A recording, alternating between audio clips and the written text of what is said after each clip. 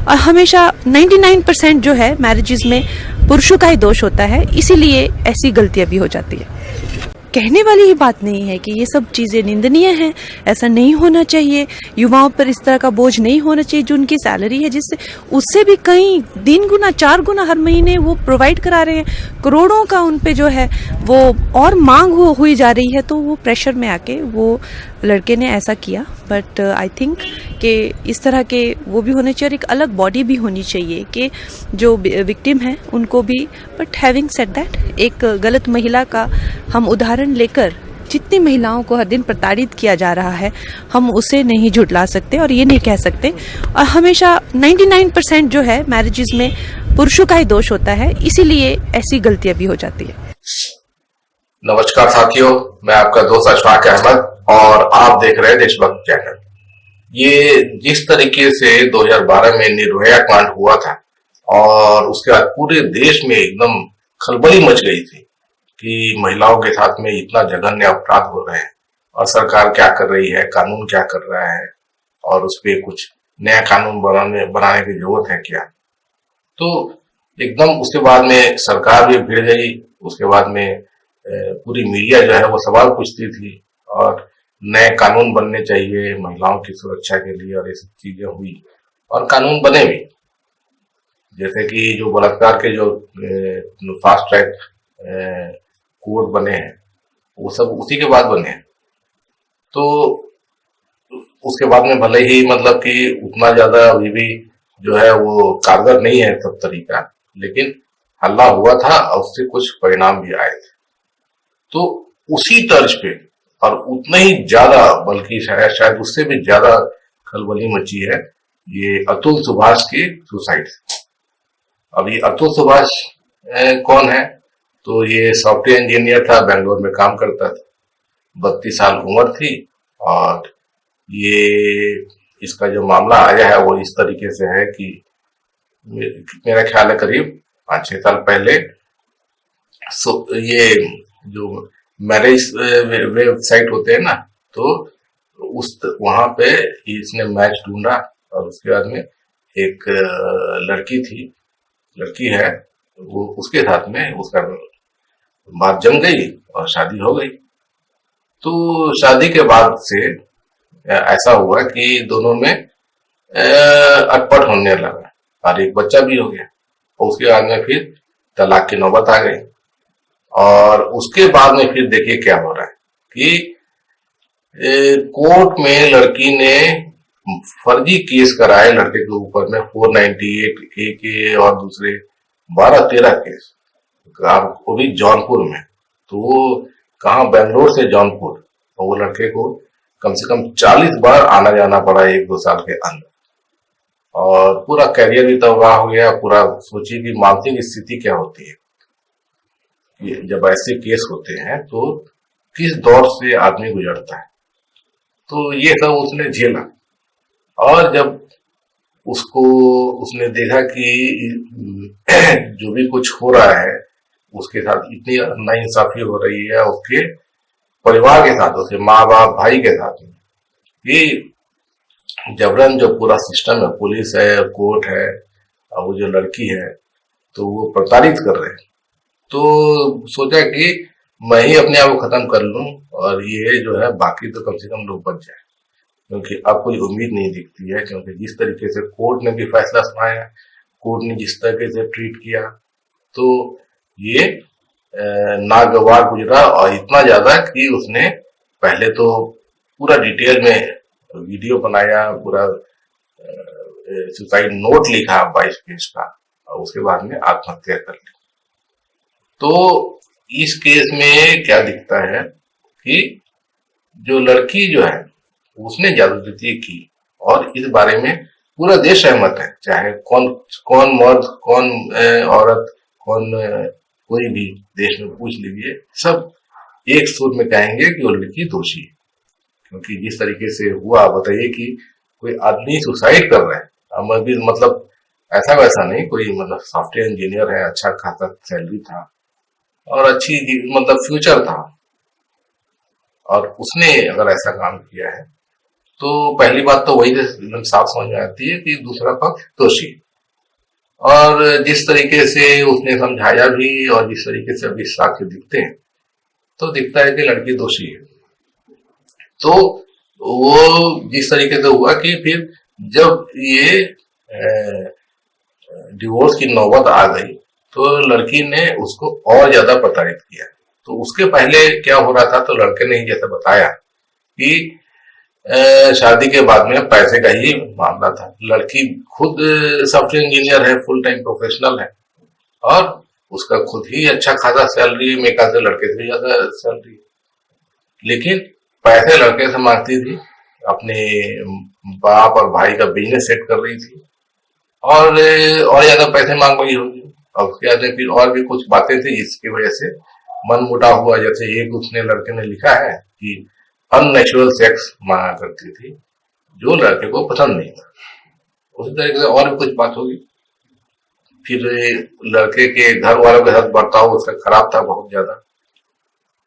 तो ये सब बातें थी। तो उसके फाइनली मतलब कि अलग होने का फैसला हुआ। तो अलग होने का अगर फैसला हुआ तो एक तो ऐसे ही वो तकलीफ वाला फैसला होता है, वो भी शांति से होना चाहिए था। तो लड़की ने वो वैसा भी नहीं होने दिया और ये फर्जी इसलिए कराया कि लड़के को और ज्यादा ऐड सके पैसे। तो कोर्ट वाला जो है वो उसने जो भी फैसला दिया है कि भाई 40,000 रुपये मेंटेनेंस दो बच्चे का और एलिमनी दो, उसका 3-4 करोड़ की डिमांड कर रहे थे। तो ऐसे लड़के के बस बूते का नहीं है। अब करोड़ रुपया बहुत बड़े रकम होती है। एक तो ऐसे ही उसका पूरा मतलब 80,000 कमा रहा है, उसमें से आधा तो बच्चे के नाम पे जा रहा है मेंटेनेंस, और वो दे भी रहा था।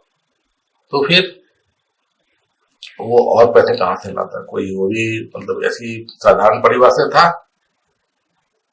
और फिर लड़के ने जिस तरीके से लिखा है कि जो कोर्ट सिस्टम है, तो जो जज है, जज ही जो है उससे घूस मांग रही थी कि बोल रही थी कि इतने पैसे दे दो तो तुम्हारा जो है तुरंत मैं फैसला कर दूंगी, नहीं तो तुम चक्कर लगाते रह जाओगे। और दूसरा चीज जो दिखता है, क्या दिखता है कि जब इस तरीके के मामले कोर्ट में जाते हैं तो कोर्ट के जो जज हैं उनको समझना चाहिए कि मामला क्या है। तो अब जैसे 498 के जो मामले हैं तो वो बहुत पहले से ही मतलब कि रिपोर्ट आ रही थी कि ये सब फर्जी मामले होते हैं और फंसाने के लिए, दबाव बनाने के लिए, पैसे ऐंठने के लिए, ब्लैकमेल करने के लिए ये फर्जी केस लड़कियां लगाती हैं। तो सुप्रीम कोर्ट ने आदेश दिया था कि पहले था कि 498 का केस था कि तुरंत जैसे ही लड़की ने पुलिस में बोला तो लड़का और उसका पूरा परिवार सबको जेल में डाल दिया।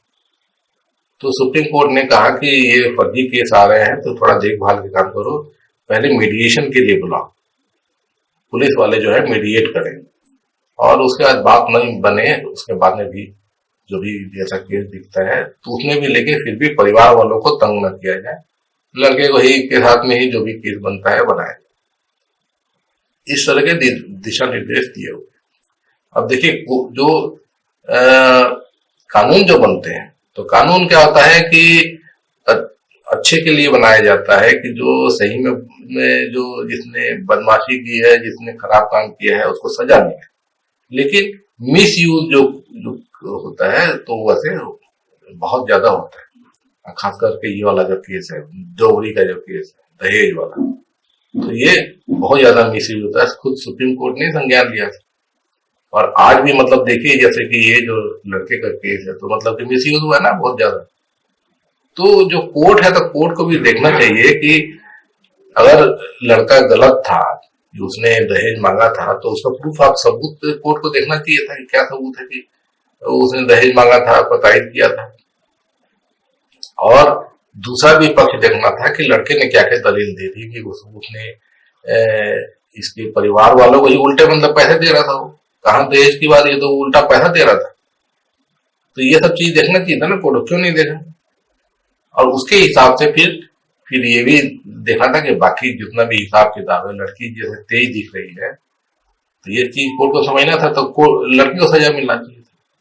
और दूसरे लड़की कमा रही है तो लड़के के ऊपर ही क्यों बोझ? फिर एलिमनी भी किस लिए, जब लड़की ही जब लड़के से ज्यादा कमा रही है? बल्कि ये तो प्रावधान है ना कि जब डिवोर्स होगा तो अगर बच्चे हैं तो मेंटेनेंस और ये भी एलिमनी का जो मामला है, तो अगर लड़की ज्यादा कमा रही है तो लड़के को बल्कि मुआवजा मिलना चाहिए।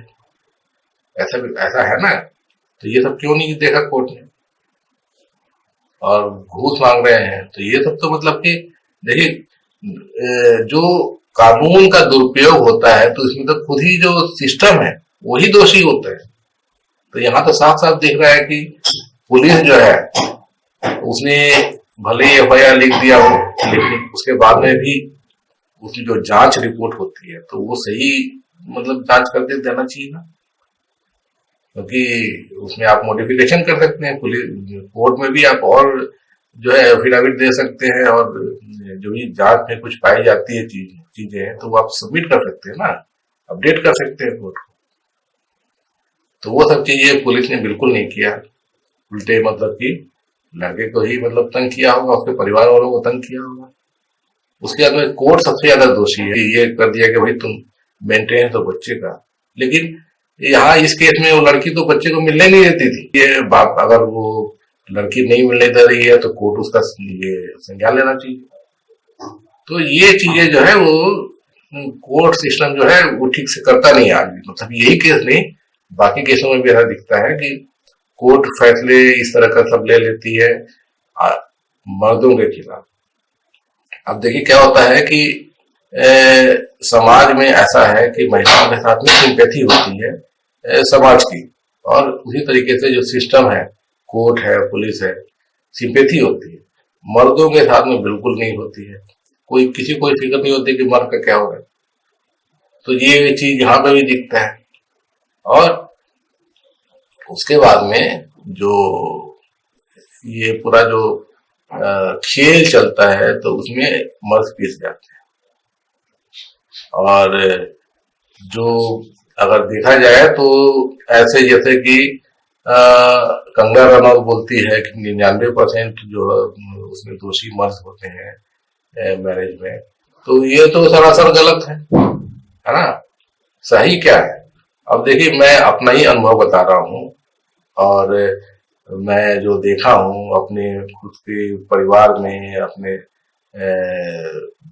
परिचितों में, समाज में, तो वहां तो दिखता है कि मर्द जो है वही दबे रहते हैं।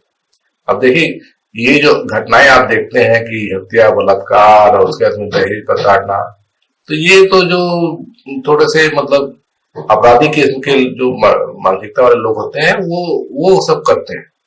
मैं तो आम आदमी की बात कर रहा हूँ। तो आम आदमी जो होता है ज्यादातर तो लोग आम ही होते हैं। कोई अपराधी तत्व के लोग समाज में कितने होते हैं? कम होते हैं ना। तो आम आदमी जो होता है तो वो तो मतलब कि एक गृहस्थी जब बसाना चाहता है तो वो तो चाहता है कि गृहस्थी हो, बच्चे हों, उसके बाद में उनका लालन पालन हो, और फिर जिंदगी भर मतलब कि एक जीवन संगनी है और एक परिवार है, तो इसलिए शादी करता है, और महिला भी करती है। तो अभी क्या दिक्कत होती है कि जो महिला होती है, आप शादी की उम्र 25 साल 30 साल महिला की भी होती है, तो वो अपना पढ़ लिख जाती है, नौकरी भी करती होती है, इंडिपेंडेंट थिंकिंग होती है ना। तो शादी के बाद मर्द तो अपने ही घर में होता है, महिला को ही दूसरे घर में जाना पड़ता है, तो वहां पर जाके उसको एडजस्टमेंट करना पड़ता है। तो ये बहुत सारी महिलाएं नहीं कर पाती। तो ये एक बहुत बड़ी दिक्कत है, और इसलिए डिवोर्स बढ़ते जाते हैं। ये एडजस्टमेंट मुश्किल हो जाता है। तो